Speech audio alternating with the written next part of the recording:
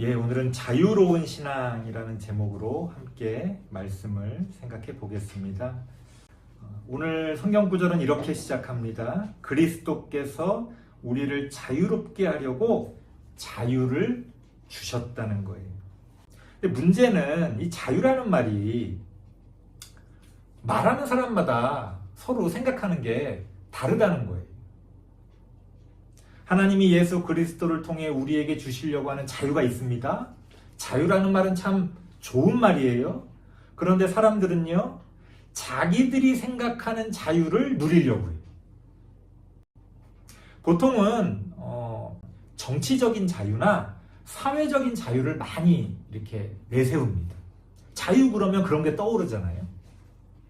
물론 어떤 면에서는 성경에서 말하는 자유도 그런 것들이 포함이 될 겁니다. 어떤 특별한 상황에서는.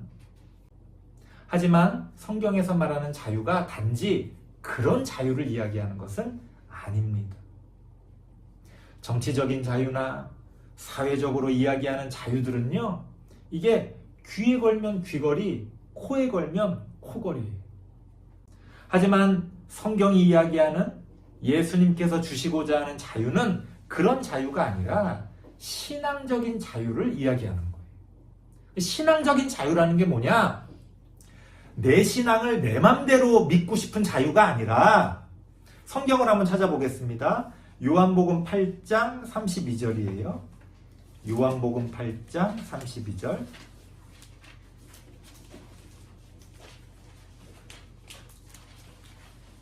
신약성경 159페이지쯤 됩니다. 신약성경 159페이지,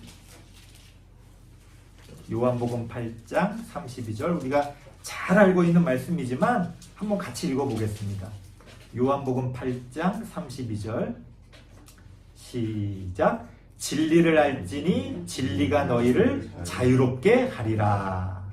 무슨 얘기예요? 성경이 말하는 자유는 단순히 정치적인, 사회적인, 또 각자가 바라는 자기 마음대로 하고 싶은 그런 자유가 아니라 진리 안에서 누리는 자유라는 거예요. 진리를 알기 때문에 자유로워지는 그런 자유를 이야기한다는 겁니다. 진리라고 하니까 뭐 대단한 어떤 거라고 생각하기 쉬운데요. 진리라는 거는요, 어떤 사실, 어떤 진실, 이것도 다 진리예요. 무슨 막 교리적인 어려운 막 교리가 진리가 아니에요. 뭐 삼위일체 막 이런 것만이 진리가 아니고 그냥 너무나 단순한 사실, 혹은 우리가 잘 보지 못하지만 우리가 알아야 하는 어떤 진실들, 이런 것도 진리입니다. 예를 들어 볼까요? 며칠 전에 아침에 막 밖이 너무 소란스러운 거예요. 그래서 저는 좀 이제 성경을 묵상하거나 책을 읽을 때 좀 시끄러우면은 집중이 좀 잘 안 돼요. 그래서 이렇게 막 음악 들으면서 공부하는 사람들도 많고 그렇잖아요. 저는 그게 잘 안 돼요. 저는 조용해야지 이렇게 좀 책을 읽고 좀 생각을 할 수 있거든요. 근데 막 밖에서 뭐가 막 어수선한 거예요. 그래서 아니 뭐 아침부터 무슨 일이야? 살짝 이제 좀 짜증이 났어요. 그래가지고 도대체 그냥 누가 이러는 거야? 그래서 이제 밖에 나가갖고 창문을 열고 이렇게 봤더니 이 비가 좀 부슬부슬 막 오락가락 하고 있었는데 이사를 온 거예요. 온 건지 가는 건지. 그래서 막 뭐 차 뺀다 그러고 야 뒤로 빼 하면서 뭐 비는 오지 막 난리가 났더라고요. 그래서 아이고 비 오는데 이사하느라고 힘들겠구나 하고서 딱 무슨 일인지 알고 나니까 그 다음부터 그 소란스러운 게 별로 거슬리질 않는 거예요. 모를 때는 짜증이 나요. 모를 때는 화가 나. 진리를 알면요, 진리를 아는 것만으로도 자유로워집니다. 내가 어디서 와서 무엇을 하고 어디로 가고 있는지 나의 실존에 대한 고민을 우리가 깨닫게 되면요, 우리의 삶도 자유로워지는 거예요.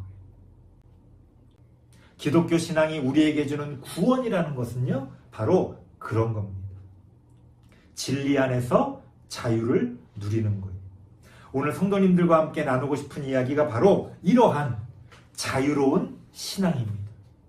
이렇게 우리가 예수님이 우리에게 주신 이 자유로운 신앙을 가지고 있다면 어떻게 살아야 하는지, 어떤 모습이어야 하는지를 오늘 본문 말씀을 통해서 두 가지 정도를 함께 생각해 보려고 합니다.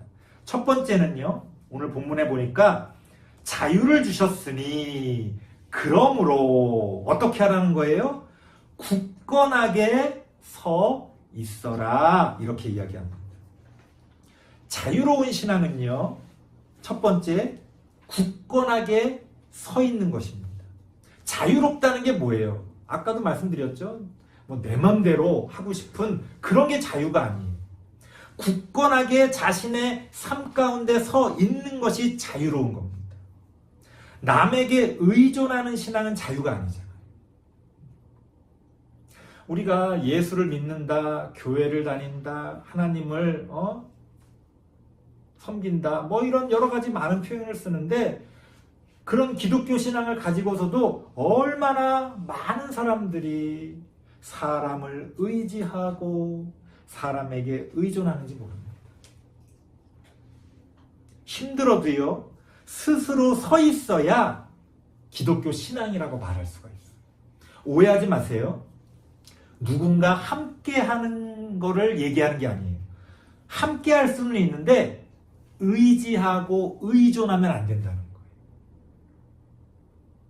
하나님은 우리 각자를 부르셨고 우리 각각의 사람들 앞에서 서 계십니다. 제가 여러분들과 함께 신앙생활을 하는 사람이지 여러분들 앞에서 여러분들을 이끄는 사람이 아니에요. 많은 사람들이 착각을 해요. 이따가도 말씀드리겠습니다만 목사를 무슨 모세처럼 생각을 해요. 이렇게 가나안 땅에서 가나안 땅으로 이스라엘 백성을 인도하는 모세.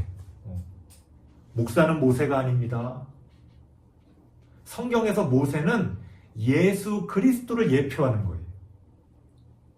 그런데 목사를 모세라고 생각하면 목사가 예수가 되는 거잖아요. 그러면 이단이죠. 목사가 예수라 그러면 말이 안 되잖아요. 구약 성경에 나오는 모든 위대한 지도자들은요, 전부 예수 그리스도를 예표하는 거예요. 그런데 가끔 목사들 스스로도 자기가 마치 구약의 어떤 인물인 것처럼 그런 식으로 이야기하는 경우가 있어요. 큰일 납니다. 큰일 납니다. 목사는 그런 존재가 아니에요. 목사는 단지 목사라는 직분을 통해 여러분들과 함께 신앙생활을 하는 거지 여러분들이 의지해야 할 존재가 아니라는 거예요. 그런데 얼마나 많은 경우에 교회 안에서 많은 사람들이 목사를 의지하고 의존하고 목사 없으면 아무것도 못하잖아요. 말이 안 되는 거예요. 말이 안 돼요. 어떤 교회에서 점심시간에 식사를 하려고 다들 모였는데 저도 이제 그 교회를 방문해서 갔어요. 이제 식판을 다 타와갖고 이제 밥을 먹으려고 그러는데 분위기가 이상해요. 다들 가만히 있는 거야. 다 식판에 밥을 떠왔는데. 그래서 이렇게 밥을 먹으려다가 분위기가 좀 이상한데? 하고서 이렇게 좀 눈치를 보고 있었어요. 그랬더니 목사님이 아직 안 오셨다는 거예요. 목사님이 오셔서 식사 기도를 해야 밥을 먹을 수 있다는 거예요. 물론 어떤 상황에서 함께 식사할 때 목사님 기도 좀 해주시지요 해서 기도할 수는 있어요. 그런데 기도해야 밥 먹는 건 아니에요. 배고프면 먼저 먹을 수도 있죠. 배고프면 먼저 먹을 수도 있죠. 아니 그럴 것 같으면 목사가 제일 먼저 내려와 있든지 느긋느긋하게 내려오면서 목사님이 기도해줘야 밥을 먹을 수 있다니. 몇십 명 앉아있는 사람들이 다 목사님 기다리고 있는 거예요. 이것은 쓸데없이 의존하는 거죠. 목사가 없으면 밥도 못 먹습니까? 말이 안 되잖아요. 목사님이 기도해 주시는 건 좋은 일이에요. 감사한 일입니다. 하지만 목사가 없다고 해서 밥을 못 먹으면 그건 이상한 거죠. 이상한 거죠. 자유가 없는 거잖아요. 자유롭지 못한 거잖아요. 우리의 신앙은 그렇게 누군가에게 혹은 어떤 것에 그렇게 의존해서는 안 된다는 거예요. 목사뿐이 아닙니다. 교회에 의존하시는 분들이 있어요. 그 교회 안 나가면 큰일 날 것처럼 그럴 필요 없어요. 교회도 우리의 필요에 의해서 다니는 거예요.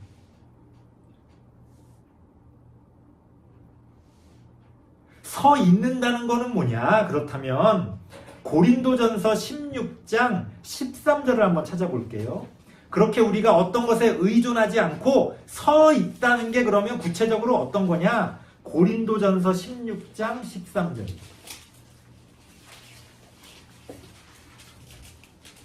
신약성경 285페이지쯤 됩니다. 285페이지.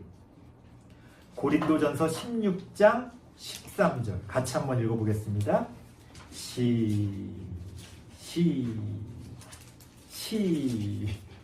아직 못 찾으신 분이 있어서 시작. 깨어 믿음에 굳게 서서 남자답게 강건하라. 자, 믿음에 굳게 서는데 그 앞에 뭐 어떤 표현이 나와요? 깨어 믿음에 굳게 서라는 거예요.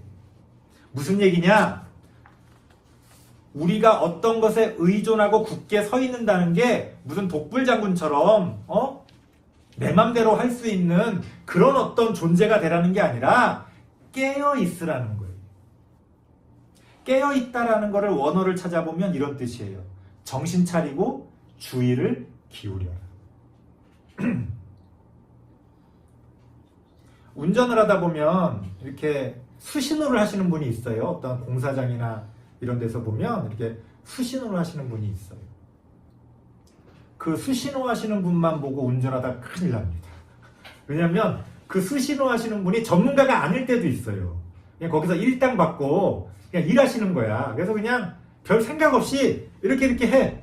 근데 이제 그분이 이렇게 하는 거 가다가 갑자기 지게차가 옆으로 확 돌면은 난리 나는 거죠. 그렇게 사고 나는 경우 많아요. 그렇게 수신호하는 분을 우리가 참고해야 돼요. 하지만 의존한다는 건 뭐예요? 그 사람한테 맡기고 아무 생각 안 하는 거예요. 그러면 안 된다는 거예요. 굳게 서 있다는 건 그렇게 우리를 도와주시는 분이 있습니다. 하지만 내 스스로 깨어서 주의하는 거예요. 또 혹시 모르잖아요. 어떤 일이 벌어질지. 나중에 당신 때문에 내가 이렇게 사고를 당했어. 그래봤자 무슨 소용이에요. 사고 나면 아무 소용없죠. 그래서 운전할 때 나는 교통법규 지켰다 라고 막 큰소리 치시는 분이 있는데 그거 교통법규를 지키는 것보다 더 중요한 가치가 있어요. 그게 뭐냐면 방어운전이라는 거예요. 방어운전. 내가 아무리 교통법규를 지켜도 상대방이 안 지키면 사고 나잖아요. 사고 나면 무슨 소용이에요? 내가 지켰다는 게 아무 의미가 없잖아요. 그래서 더 중요한 건 교통법규를 지키는 게 중요한 게 아니라 사고를 안 나게 정신 차리고 깨어서 운전하는 거예요. 교통법규를 지키는 거는 중요합니다. 하지만 교통법규를 지키는 거에 연연하게 되면 그 율법주의예요. 더 중요한 건 뭐예요? 교통법규를 왜 지키라고 그러는 거예요? 사고 안 나게 하려고 지키라고 하는 거죠. 그래서 중앙선을 침범하면 안 되지만 때에 따라서 갑자기 어떤 돌발 상황이 있을 때 중앙선을 넘어야 될 때도 있죠. 넘어야 될 때도 있죠. 예를 들어 요즘처럼 싱크홀 같은 거 생길 때 뭐 최근에 언론에 막 차가 빠질 정도의 싱크홀이 생겼다고 이야기하지만 보통은 바퀴 정도 빠질 정도로 이렇게 싱크홀이 생기잖아요. 그거 되게 위험합니다. 왜냐하면 빠른 속도로 가다가 그 바퀴가 덜컹하게 되면은 심하면은 차가 돌거나 뒤집힐 수도 있기 때문에 큰 사고로 이어질 수도 있어요. 그럴 때는 지혜롭게 교통법규를 지키는 거에 연연하지 않고 그것들을 잘 피할 수 있어야죠. 우리가 신앙 안에서 굳게 서 있다는 것은 바로 깨어 있다는 거예요. 정신 차리고 무슨 일이 벌어지고 있는 건지 잘 살펴봐야 된다는 거예요. 제가 오늘 설교할 때도 마찬가지입니다. 아유, 목사님 말씀이다, 옳겠지, 이렇게 생각하는 게 아니라, 목사님이 무슨 말씀을 하시나, 성경에 있는 말씀과 이게 맞는 건가? 생각하면서 설교를 들어야 돼요. 공부할 때도 마찬가지예요. 그냥 교수님이 하시는 거, 앞에서 가르치시는 선생님이 가르치시는 거 그대로 그냥 암기하는 게 공부하는 거 아니에요. 정말 공부 잘하는 사람은 저 말이 맞나? 또 앞뒤를 맞춰보기도 하고 또 교과서에 나오는 내용이랑 또 맞는지 살펴보기도 하고, 그렇게 공부하는 사람은요, 그래서 꼭 질문할 게 있어요. 그래서 선생님들이 질문하는 사람을 좋아하는 이유가, 그렇게 공부하는 사람은 질문할 거리가 있어. 근데 그냥 아이고 그냥 다 맞는 말씀이시겠지 하고 이제 들으면은 질문할 게 없죠. 우리가 자유롭다는 것은요, 그저 자유롭게 내 맘대로 한다는 것이 아니라 깨어서 정신 차리고 주의를 기울이고 어떤 일이 벌어지고 있는지, 내 삶 가운데서 하나님의 일들이 어떻게 열매를 맺어가고 있는지를 잘 살펴보는 겁니다. 우리가 그렇게 할 수 있을 때에 자유롭다, 내가 자유로운 신앙을 가지고 있다, 이렇게 얘기할 수가 있는 겁니다. 두 번째는요, 오늘 본문 말씀에서 뭐라고 이야기합니까? 갈라디아서 5장 1절에 보니까 굳건하게 서서 그 다음에 다시는 종의 멍에를 매지 말라. 두 번째 자유로운 신앙은요, 다시 종의 멍에를 매지 말아야 한다는 거예요. 무슨 얘기냐? 한번 자유로워졌다고 해서 끝이 아니라는 거예요. 종의 멍에를 벗고 자유를 얻은 후에도 다시 종의 멍에를 매는 일이 흔하게 일어납니다. 오늘 본문에서 말하는 종의 멍에라는 건 율법이에요. 우리 계속 율법에 대한 얘기를 합니다. 율법주의. 예수님께서 우리를 율법에서 자유롭게 해주셨어요. 그런데 우리는 틈만 나면 다시 종의 멍에를 매려고 합니다. 지난번 설교에서도 이런 말씀 드렸습니다. 내가 이제 자유로운 신앙을 얻었다 하는 순간 다시 우리는 율법의 종이, 율법의 노예가 되려고 한다는 거예요. 그 유혹을 이기기가 어렵다는 거예요. 그 이유에 대해서는 말씀드렸죠. 뭔가 하나님의 복을, 하나님이 주시는 걸 내가 원하는 대로, 내가 원하는 때에 받으려고 하니까 자꾸 이제 내가 이런 율법을 이렇게 지키면 하나님이 복을 주시겠지. 내가 이렇게 우리 자녀를 위해서 40일 금식 기도를 하면 우리 자녀가 좋은 대학에 갈 수 있겠지. 이런 거예요. 예수님을 믿는다고 하면서도 교회에서 그런 일이 얼마나 흔하게 벌어집니까? 수험생을 위한 100일 작정기도. 이제 시즌이에요. 이제 시즌이에요. 교회마다 다 합니다. 제가 전에 어떤 교회에 있을 때 이제 그걸 안 했어요. 담임 목사님께도 말씀을 드리고, 사실 이거는 성경적이지 않은데 우리가 너무 습관적으로 이렇게 하는 거는 안 좋은 것 같다. 그래서 올해는 좀 그렇게 공식적으로 이렇게 안 했으면 좋겠다. 그렇게 개인적으로 하면 되니까요. 수험생을 위한 기도 매일 새벽에 금요일마다 모여서 당연히 기도할 때도 하잖아요. 그러니까 따로 그렇게 하지 말자. 그래서 이제 다들 어쨌든 그게 맞지 하고서는 한번 안 해봤어요. 난리가 났어요. 아니 그냥 각자 자유롭게 기도하시라고 그랬더니 사람들이 자유롭지가 못해. 그걸 꼭 그렇게 이름을 붙여가지고 따로 모여서 자기들끼리 하겠다는 거예요. 그래서 어떤 권사님이 앞장서가지고 그걸 만들어가지고 하겠다는 거예요. 그래서 아니 뭐 자기들끼리 모여서 하겠다니까 그래 그것도 누가 말려요. 그래서 그럼 하셔라. 그래서 뭐 목요일날 뭐 오전에 11시에 모여서 하겠다. 그래서 뭐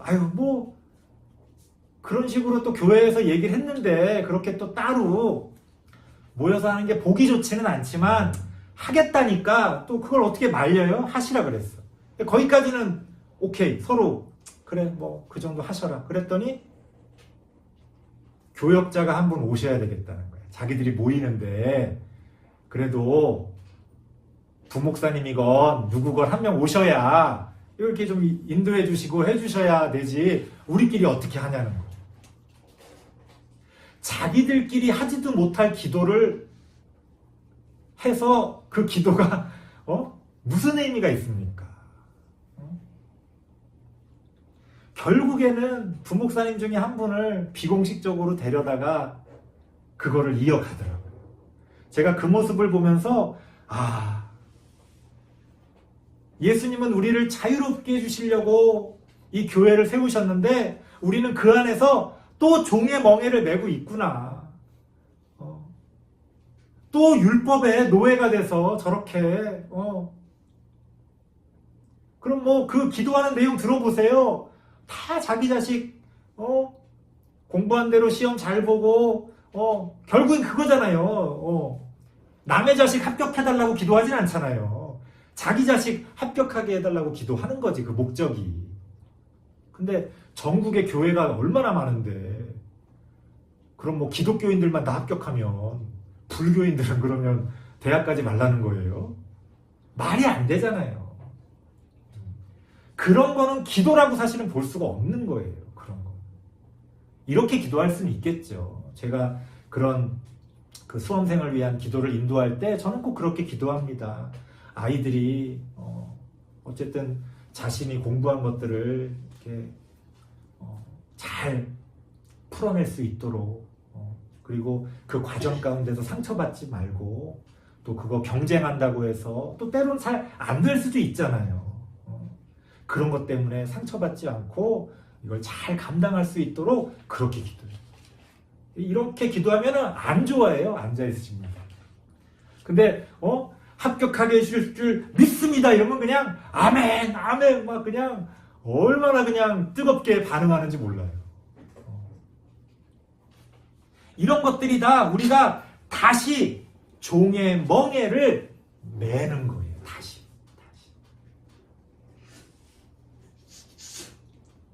예를 들어서요. 우리 개신교라는 거는요. 우리 기독교가 사실은 이거 교회 다니시면서도 이거 모르시는 분이 많아요. 기독교라고 하는 종교가 있잖아요. 어떤 분은 천주교는 기독교가 아니라고 생각하시는 분이 있어요. 그건 자기 생각이고 학문적으로나 법적으로나 기독교라고 할 때 그 기독교 안에는 천주교가 있고 천주교랑 대비되는 우리가 있는 거예요. 우리 교회. 천주교는 성당이라고 그러잖아요. 교회는 성당과 대비되는데 우리는 뭐라 그래요? 이걸 아무도 이거를 모르는 분들이 많아요. 천주교는 천주교인데 우리 기독교죠? 이래요. 천주교도 기독교고 우리도 기독교입니다. 그런데 서로 나눠지는 거예요. 어떻게? 천주교를 우리가 흔히 천주교 또 다른 말로 가톨릭 이렇게 이야기하고 우리를 뭐라고 그러느냐? 우리는 개신교라고 얘기하는 거예요. 개신교. 개신교라는 게 고칠 개, 새 신, 기존에 있는 천주교를 그래서 구교라고 그래요. 구교. 오래된 교. 옛날부터 왔으니까. 그래서 저 구교를 새롭게 고친 종교다 해서 개신교 이렇게 이야기해요.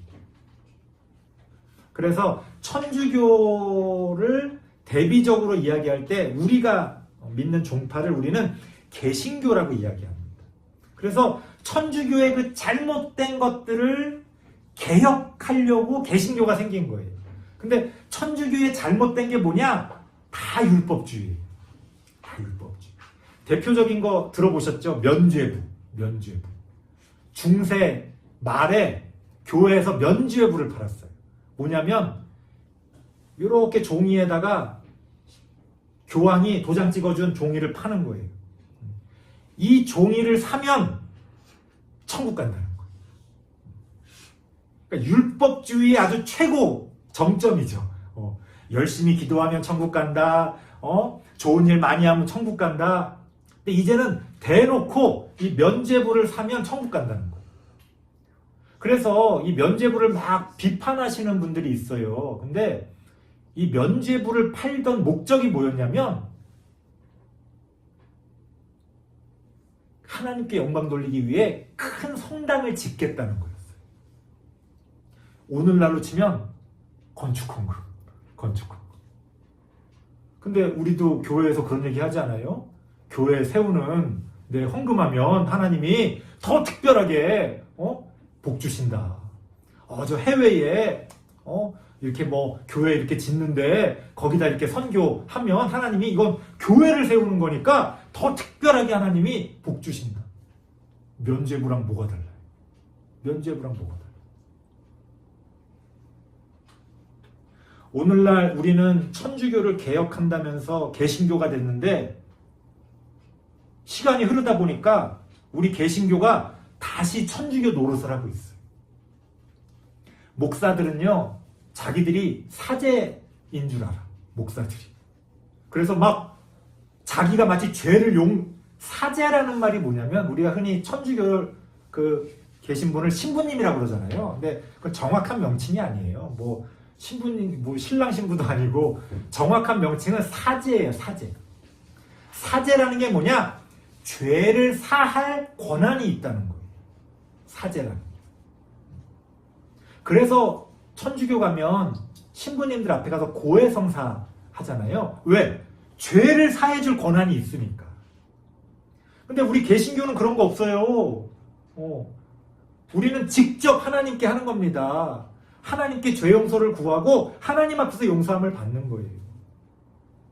그런데 목사들이요, 자기들이 막 사제가 되고 싶은가 봐. 자신들이 죄를 사할 권세가 있는 것처럼 뭐 그냥 사람들 앞에서 막 용서하여 주시옵소서 물론 용서해달라고 기도할 수는 있죠. 근데 마치 자기가 그럴 수 있는 것처럼 막 기도를 해요. 잘못됐어요. 그리고 사제는 축복해 줄 수 있는 권한도 있습니다. 그러니까 이 오늘날 목사들이 자기들이 마치 성도들을 자기가 축복은 해줄 수 있어. 이렇게 아이고 복을 받으시면 좋겠네요. 이렇게. 근데 내가 복을 줄 수는 없어요. 근데 마치 복을 줄 수 있는 것처럼 이야기를 해요. 그래서 어떤 목사님들은 그래요. 마지막 예배들이 끝날 때 이렇게 축도하잖아요. 저는 이렇게 막 손 올리고 하는 거 좋아하진 않습니다만 어쨌든 우리 예식이 그런 거니까 이제 제가 그렇게 똑같이 일단은 합니다만 사실은 어떤 분들은 그래요. 자기가 이렇게 축도할 때 여기 안 앉아 있으면 축복 못 받는다는 거예요. 그래서 축도할 때 일찍 나간 사람들은 예배에 소용없다는 거예요. 왜냐하면 내가 이렇게 손 들고 이렇게 기도하는 이 레이저. 이 순간에 마치 여기서 축복의 레이저가 나가는 것처럼 얘기를 해요. 그렇게 말씀하시는 목사님들이 많아요. 그래서 축도 안 받고 빨리 바쁘다고 빨리 나가면 그 예배 다 말짱 소용없다는 거예요. 왜? 축복받으려고 예배 드리는데 축도할 때 여기 안 앉아 있었으니까. 큰일입니다. 큰일. 자기가 사제인 줄 아는 거예요. 이 자리에 없고 바쁜 일이 있어서 빨리 나갔어도 제가 여러분들을 위해서 아이고 우리 성도님들이 복 받았으면 좋겠습니다 라고 하는 기도가 왜 소용이 없습니까? 소용이 있죠. 강구하는 거니까. 근데 소용없다고 말하는 사람은 자기가 축복을 해줄 수 있는 능력이 있는 것처럼 착각하는 거예요. 이게 천주교의 사제가 되려는 마음이죠. 오늘날 목사들은요, 자신들이 천주교의 사제인 줄 알아요. 대단히 심각한 착각입니다. 교회 안에 직분이라는 게 있죠. 직분이라는 건 그 하는 일만 있는 거예요. 일. 직분이라는 건 일이 나눠지는 거예요. 일. 그냥 일이 다르다는 거예요. 주방에서 음식 준비하시는 분의 직분이나 그 예배 시간에 설교하는 목사의 직분이나 일이 다를 뿐이지 높낮이가 다른 건 아니에요. 그런데 천주교는요, 하이라키라고 해서 계급으로 되어 있습니다. 모든 게. 교회 안에. 모든 게. 계급 사회예요. 그런데 오늘날 우리 개신교 안에서도 장로가 집사보다 위에 있다고 생각하시는 분들이 많아요. 어떤 분들이 그러더라고. 목사님, 장로님이 목사보다 위에 있는 건 알겠는데 그럼 권사님하고 장로님하고는 어떻게 되죠? 어쨌든 여자 중에 제일 높은 분이 권사잖아요. 그러니까 권사랑 장로는 그래도 좀 동급 아닌가요? 그랬더니 어떤 장로님이 무슨 소리 하냐고, 장로가 더 그래도 높지 막 이렇게 말씀하시는 분이 있어요. 큰일입니다. 큰일이에요. 다 똑같아요. 다 똑같아요. 서로의 직분이 다를 뿐이지 직위가 다른 게 아니에요. 그런데 우리는 오늘날 직분을 계급처럼 생각합니다. 율법의 노예가 다시 되는 거죠. 우리가 자유롭다는 것은요, 날마다 새롭게 종의 멍에를 내려놓고 하나님 앞에 나아가는 거예요. 설교를 마치겠습니다. 하나님이 우리에게 주시고자 하는 건 다른 게 아닙니다. 종의 멍에를 매지 않고 우리가 굳건하게 서서 자유롭게 하나님을 믿는 거예요. 자유롭게 예수 그리스도를 따라 살아가는 겁니다. 그렇게 자유로운 신앙을 붙들고 신앙생활 하시는 우리 모든 성도님들 되시기를 바랍니다. 기도하겠습니다. 하나님 감사합니다. 우리는 하나님을 믿는다고 하지만 진정 자유로운 신앙을 가지고 있는지 돌아보게 됩니다. 지금이라도 날마다 새롭게 굳게 서서 다시는 종의 멍에를 매지 않고 예수님을 믿고 따르는 우리들이 되어질 수 있도록 하나님 함께하여 주옵소서. 예수님의 이름으로 기도드리옵나이다. 아멘.